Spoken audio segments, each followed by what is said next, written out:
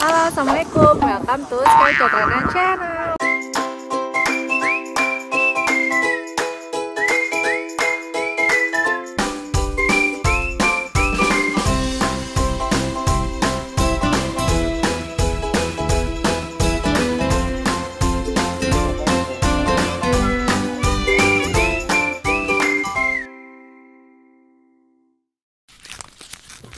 Jadi kali ini aku akan membawakan narasumber buat referensi kamu-kamu yang mungkin mau ke luar negeri dengan jalur beasiswa.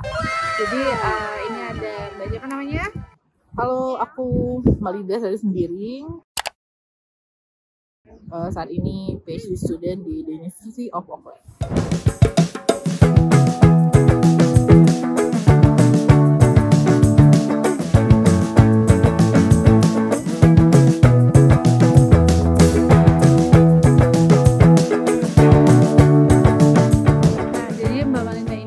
PhD jalur beasiswa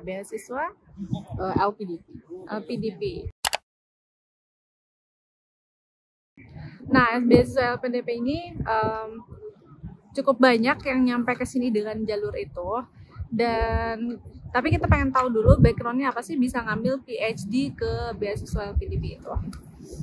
Oke, jadi aku jadi dosen selama 4 tahun di Indonesia. Kemudian setelah itu melanjutkan studi S3 di University of Auckland untuk bidang studi accounting. Nah, itu terus gimana sih kira-kira awalnya bisa tahu ada pembukaan beasiswa untuk ke sini, atau negaranya kenapa pilih New Zealand?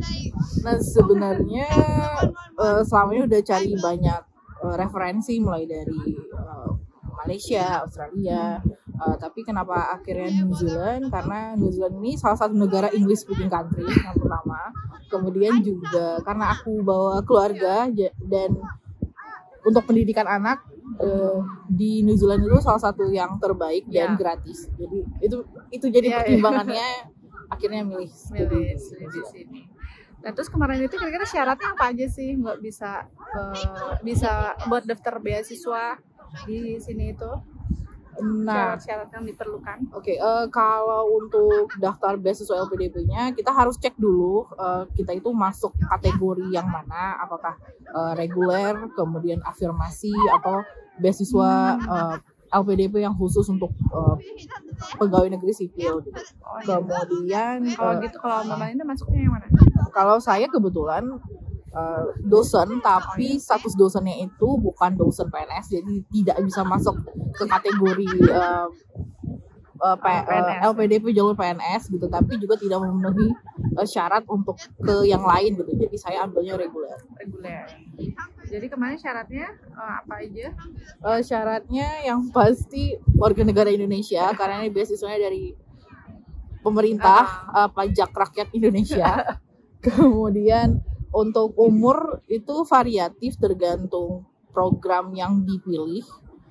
Selain itu sebenarnya syarat lengkapnya standar sih seperti beasiswa lain gitu. Cuma yang paling penting kalau misalnya ke luar negeri tentu harus punya sertifikat bahasa Inggris, apakah itu TOEFL atau IELTS, atau yang terbaru Duolingo juga sudah boleh. Duolingo bisa? Ya, per tahun 2020 sudah boleh. Tapi ditesnya dari apa gitu? Duolingo kita bisa tes pakai ya dari secara online. Online pokoknya. Dan lebih murah biayanya. Oh iya, ternyata ada cara baru, aku baru tahu. Terus ada lagi syaratnya? Kita lengkapin persyaratan. Jadi kalau misalnya di LPDP itu ada 2, non-LOA dan LOA. LOA itu Letter of Acceptance dari kampus tujuan kita. Nah, jadi kemarin itu saya kebetulan untuk ke di University of Auckland itu dapat LOA-nya setelah penutupan beasiswa. Jadi pada saat itu tidak sempat untuk apply dengan LOA. Jadi ketika kita apply-nya tanpa LOA, berarti kita harus mengikuti ujian seperti tes bakat skolastik. Kalau pernah ikut ujian TPA Bappenas ya seperti itu ujiannya, dengan batas waktu tertentu. Jadi nanti Setelah itu baru nanti masuk ke sesi wawancara. Panjang ya pokoknya, dari berkas-berkasnya yang kayak tadi, terus tes wawancara, baru Tes TPA kalau belum punya LOE. oh iya, Kalau udah punya LOE berarti kalau lulus administrasi berarti bisa lanjut ke wawancara. wawancara. Panjang tapi cukup worth it ya kalau udah sampai sini. Nah, kalau misalnya beasiswa ini dapat apa aja sih untuk PhD LPDP ke sini tuh, dapat ininya apa keuntungannya ya? Oke. Nah, kalau misalnya LPDP sendiri tentu fee untuk tuition fee itu dibayar sepenuhnya oleh LPDP, tapi selain itu kita juga dapat biaya bulanan, biaya hidup itu bervariasi tergantung kita ambil PhD-nya tuh di wilayah mana di dunia. Kemudian selain itu ada uang keperluan book allowance itu dapat per tahun. Selain itu karena kita PhD, kita melakukan penelitian, kita akan dapat dana disertasi, dana penelitian baik untuk ilmu eksakta maupun ilmu sosial humaniora. Selain itu karena LPDP juga mendukung para awardee-nya untuk terus mengembangkan diri, terus menulis, terus publikasi di jurnal yang terakreditasi baik gitu, terakreditasi terbaik dan publikasi yang bagus, kita akan dapat semacam insentif untuk publikasi di jurnal yang terindeks Scopus Q1, Q2. Dan selain itu kita juga dapat dana ketika kita mengikuti seminar atau workshop yang di mana kita jadi pembicara di sini, di negara ini, baik di negara aja? ini atau di di Indonesia juga? wilayah lain. Oh gitu ya. Selama diizinkan oleh LPDP. Untuk PhD itu ya? Itu apa untuk sama? PhD, untuk S2 juga ada gitu. Cuma mungkin karena PhD durasinya lebih lama, kemudian pasti komponen penelitiannya itu lebih tinggi, lebih banyak daripada S2. Untuk yang S3 tuh secara jumlah dana lebih besar daripada S2. Menarik. Jadi gimana kira-kira waktu selama proses buat apply beasiswa itu, kira-kira sulit nggak sih? Sebenarnya sih kalau untuk prosesnya saja itu selama persyaratannya lengkap, prosesnya nggak akan terlalu sulit gitu. Tapi sebenarnya yang sulit itu kalau menurut saya pribadi portofolio itu yang menurut saya itu nggak bisa disiapin 3 bulan sebelum kita apply beasiswa. Kalau persiapan syarat administratif beasiswanya saja mungkin nggak butuh waktu lama gitu, mungkin 1-3 bulan tuh sudah bisa terpenuhi. Tapi untuk mengisi portofolio kita, karena kan ketika kita wawancara, interviewer itu punya ekspektasi kira-kira dia mau kasih biaya, dia mau investasi ke calon awardee itu orang yang tepat atau enggak. Setiap orang mungkin beda, bisa jadi pengalaman saya tidak sesuai dengan pengalaman orang lain gitu. Tapi dari apa yang saya pelajari selama mencoba LPDP, saya tuh kebetulan coba LPDP itu sampai 6 kali. Wow, jadi yang keenam yang berhasil? Yang berhasil yang terakhir, yang keenam. Jadi nggak cukup sekali. Jadi kalau kalian baru sekali gagal itu jangan berhenti, karena belum bisa jadi kamu bisa berhasil di yang 7 kali mungkin. Mungkin yang ke-7 kali, bahkan mungkin ada yang sudah 8 kali coba. Iya. Ke-8-nya baru lulus gitu. Tapi dari yang saya lihat sih sebenarnya LPDP kita tidak perlu harus you need to be like a founder of some social movements gitu. Misalnya nggak harus seperti itu gitu. Tapi kita yang karena udah udah 9 tahun kali mengamati perkembangan LPDP, karena LPDP itu kan dari 2012 sampai 2013 gitu udah ada. Nah, jadi selama mengikuti perkembangannya dan mempersiapkan diri juga gitu, misalnya saya lihatnya LPDP ini selama kita memenuhi persyaratan, selama kita bisa menunjukkan kalau kita worth it to be invested,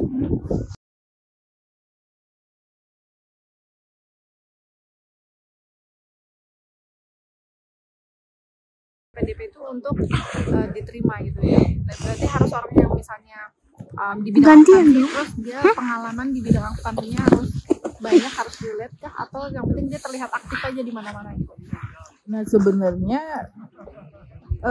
karena itu akan terkait ini agak susah sih jawabannya, karena kalau misalnya saya sendiri itu ya S1 S2 nya udah bilang akuntansi gitu, kemudian kerjanya sebagai dosen yang bidang itu juga relate gitu. Tapi sebenarnya ada banyak yang bidang S1-nya berbeda mungkin dengan S2 yang diambil, atau mungkin berbeda lagi dengan S3, pengalamannya lain lagi gitu. Tapi untuk lulus itu selain memenuhi persyaratan secara administratif, sebenarnya gimana kita meyakinkan pewawancara bahwa tujuan studi kita itu pertama akan bisa bermanfaat untuk kita, dan kira-kira efeknya untuk lingkungan yang mau kita tuju itu apa. Karena ada banyak yang bahkan fresh graduate gitu, tapi dia bisa meyakinkan kalau dia mau melakukan sesuatu yang nanti akan berdampak, ya dia akan dapat gitu. Bahkan ada yang mungkin udah pengalaman berpuluh tahun gitu, tapi somehow interviewer gak melihat value yang mau dia bawa itu apa, dia gak akan lulus juga gitu. Jadi ibaratnya ketika interview, ini mungkin lebih ke ketika interview kita mungkin ada banyak prestasi, kita mungkin ada banyak pengalaman gitu, tapi pastikan kita tuh bisa memilih memang pengalaman yang paling relate dengan kita, yang paling menunjukkan diri kita ini seperti apa. Dan ketika kita memberitahukan cerita itu, tell them nicely. Pastikan itu akan works gitu ya setelah kita lulus gitu dengan mengikuti. Jadi ya yakinkan ke si interviewer itu kalau misalnya yang program kita itu akan works setelah lulus nanti. Jadi itulah tips-tipsnya. Nah, isunya nih ya, kan kalau misalnya LPDP itu dapat beasiswa ini harus pulang ke Indonesia dan harus melakukan sesuatu di Indonesia gitu. Tapi yang aku lihat mungkin ya, banyak orang mau balik lagi ke Indonesia itu nggak punya lahan lagi gitu. Tapi kalau untuk S3 PhD mungkin karena udah kerja sebelumnya pasti udah ada tempat. Cuman kadang ada awardee yang mungkin S1 terus dia mau pulang, saya mau jadi apa gitu kan, bingung. Nah apa memang benar harus pulang dan harus benar-benar berkontribusi tapi cari sendiri gitu di Indonesia, atau ada cara bisa untuk stay dulu di sini nggak sih waktu dikasih tahu di daftarnya itu? Nah jadi pada saat persiapan keberangkatan kita itu sempat disinggung terkait setelah lulus terus apa gitu. Nah sebenarnya dari LPDP sendiri itu ya pasti ketika udah dapat beasiswa LPDP kita akan dapat kontrak untuk balik ke Indonesia mengabdi 2M tambah 1. Tapi di sisi lain saya LPDP juga tidak seketat itu, kayak kirim Interpol terus nyuruh kita pulang ke Indonesia gitu, kayak gitu. Karena kan sebenarnya ketika kita ada di negara lain itu kan selain kita belajar, kita kuliah, tapi selain itu kita juga diharapkan bisa mengembangkan networking gitu.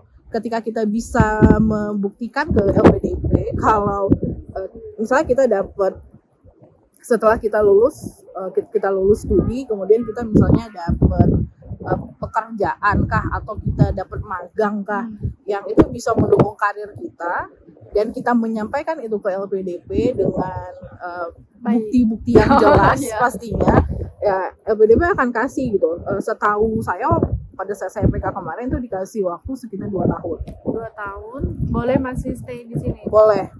2 tahun, tapi misalnya kegiatannya tuh harus jelas gitu, dan itu harus dilaporkan. Dan LPDP juga akan senang dong kalau awardee-nya itu berprestasi ya. Artinya apakah kerja di organisasi-organisasi di bawah PBB misalnya. Itu kan sesuatu yang membanggakan, sesuatu yang bisa nantinya akan jadi networking untuk menggait anak-anak muda Indonesia lainnya gitu untuk mungkin bekerja atau mungkin berkarir di luar gitu. Karena kan sebenarnya kita juga nggak bisa menutup diri atas kesempatan seperti itu yang mungkin nggak kita dapatkan kalau kita misalnya langsung balik ke Indonesia.